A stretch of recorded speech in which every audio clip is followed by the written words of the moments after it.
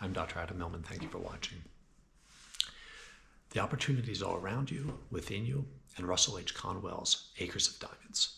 In a recent video, I spoke of how the springtime for the farmer is the time of opportunity.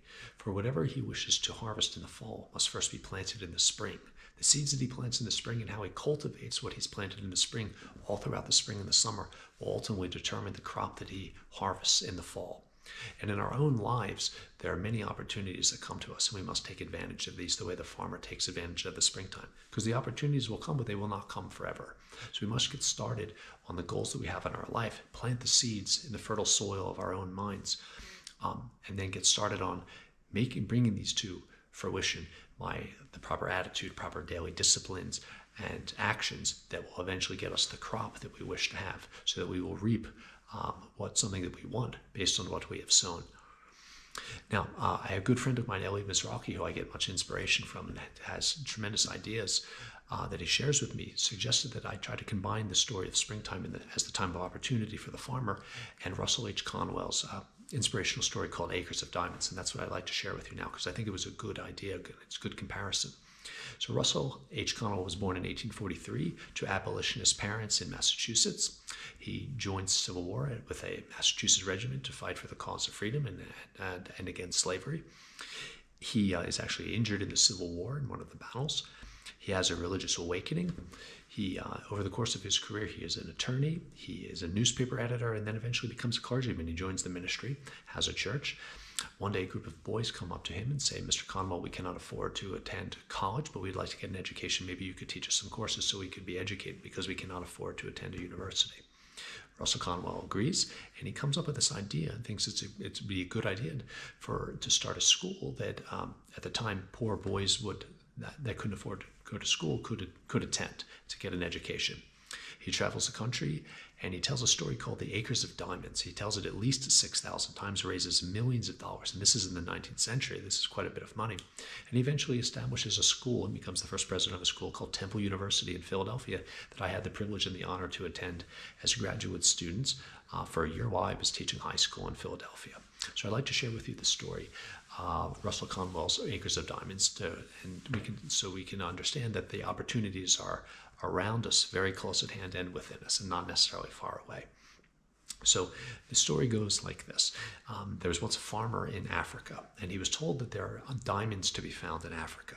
He promptly sells his property and goes searching for diamonds. Now, he never finds the diamonds, although he searches for years. One day, despondent, distraught, dejected, frustrated, poor, he throws himself into the water, and he drowns and dies because he never found the diamonds that he had went looking for. Now, back on the farm that he had sold, the new owner of the farm is walking the property one day and walks through a creek, and he notices in the creek bed that there's a shiny stone. He reaches down into the creek bed and pulls up the stone that's shiny. He thinks it's a crystal. He puts it on the mantle in his house. A few days later, a visitor comes and is admiring the stone on the mantle and says, "Do you know what this is?" And the new owner of the farm says that this is a crystal. And the visitor says, "This is not a crystal. This is, in fact, one of the largest diamonds ever found." The new owner of the farm says, "No, it's a crystal. How do you know that it's a diamond?" And the visitor says, "I know what a diamond looks like. I can recognize a diamond." Now, the new owner of the farm says, "Well, there's many stones like this on my property. They're all over the place. All you have to do is go into the creek and look in the creek bed, and you'll see the stones." And that is exactly what they do. They find several stones like the one on the mantle that are all diamonds, large diamonds. And his land eventually becomes the richest diamond mine in Africa, because he was able to recognize what the first farmer did not recognize, which were the unpolished stones that were diamonds on his land. The first farmer felt that he had to leave his land to find prosperity, to find the diamonds, to find the riches. But the diamonds were on his land already. He already owned acres of diamonds. But he thought that he had to go elsewhere to find the diamonds. And this is a common mistake that people make in their own lives, where they think the prosperity, the wealth, the happiness, the love is elsewhere.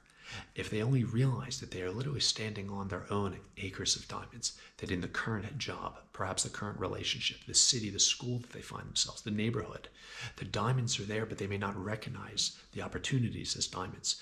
In the current state, they are simply unpolished, uncut, unrefined stones that could become diamonds. But they need to recognize the opportunities. They need to recognize the uncut stones for the diamonds that they are. The second farmer on the land was able to look into the ground and see a shiny stone and pull it from the ground that turned out to eventually was determined to be a diamond, but didn't appear to be a diamond in the sense that we recognize diamonds at stores. It wasn't polished, it wasn't shiny, it wasn't refined, it wasn't cut. It wasn't perfected to what it needed to be for other people to maybe notice it as a diamond. So in our own lives, the opportunities that we have, we need to recognize for what they are as potential diamonds, even if they don't appear initially as diamonds, the way these stones may have been missed by the initial farmer who just passed by them, not recognizing them because they were not in the perfected form, which is what he might have needed to see in order to recognize them. But the second farmer recognized something that wasn't perfect as being a potential diamond. So we all have these opportunities. It is a mistake to think that the grass is always greener elsewhere, that the happiness is in another relationship, the love is in another relationship. That if only I could get this job, this promotion, move to the city, attend this school, move to a different neighborhood, then I would have the happiness and prosperity and success. This success might be closer at hand if only we took more time to look at the assets that we have around us already, to become more curious about the things that are around us, very close to us at hand, without having to move further away. The grass may be greener the grass may be greener, as the expression is, elsewhere, because the person may be cultivating the grass better, but they may be looking at what we have and think that the grass is greener where we are. It's not necessarily a geography. It's utilizing the assets that we have around us and to realizing that the diamonds could be there, even if we don't recognize them in their finished state, recognize them because they're not in their finished state. But the greatest diamond mines, my friends, is not in any specific field. It's the diamond mind within our own, between our own ears, within our own minds, is the greatest diamond mind there is. A bit greater than anything that you could find anywhere else. The capability of the human mind, the creativity, the ability to solve problems, the curiosity, the planning, the analysis, the analytic ability of the human mind is unparalleled. But we need to look within it to find the answers to our questions, to ask it the appropriate questions, and to set its creative ability in motion in order for us to achieve our goals. Within us are unpolished stones that we may not recognize yet as diamonds.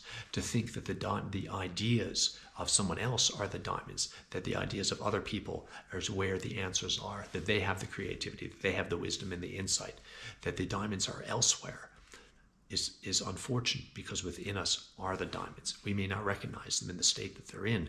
They may be unpolished like the stones found on the farm, but the diamonds are there. We just need to prospect our mind the way one would prospect a mine, to look for the gold and look for the diamonds, not elsewhere, but within our mind, because the answers are there, the ability is there, the creativity and the power of the mind is unparalleled. If only we would look in it for the answers and for the resources and set it in motion, we would get the diamonds that we wish to have.